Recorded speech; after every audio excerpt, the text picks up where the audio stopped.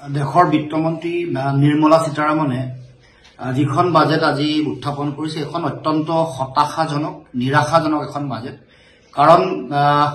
এই বাজেটত কেৱল মাত্ৰ ভাৰতীয় মানুহৰ অৰ্থনৈতিক যিখন হতাশাৰ ছবি এখন অতি শক্তিশালী ৰূপত প্ৰকট হৈছে দেশৰ 140 কোটি জনতাৰ 80 কোটি জনতাক এতিয়া চৰকাৰে খাদ্য যোগান ধৰিব লাগে বিনামূলীয়াকৈ খাদ্য দিব লাগে অৰ্থাৎ দেশৰ এই অৱস্থা তাৰ লগে লগে দেশৰ ঋণ লোনৰ এতিয়া বুজা হৈছে গৈ প্ৰায় 1,62 লাখ কোটি টকা গতিকে তেনেকুৱা এটা অৱস্থাত আমি দেখিবলৈ পাইছো যে যেনেকুৱা এখন উৎপাদনমুখী এখন বাজেটৰ প্ৰয়োজন এখন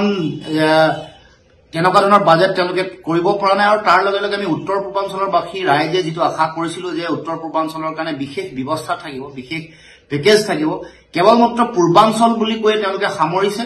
আৰু কোনো ধৰণৰ উত্তৰ পূৰ্বাঞ্চল কেন্দ্ৰিক তেওঁলোকৰ সিদ্ধান্ত তেওঁলোকে গ্ৰহণ কৰা নাই আমি সমগ্ৰ বাজেটখন পৰীক্ষা নিৰীক্ষা কৰাৰ পাছত দেখিছো এইখন এখন আচলতে সাধাৰণ জনতাৰ পৰা ভোট কিনা এখন বাজেট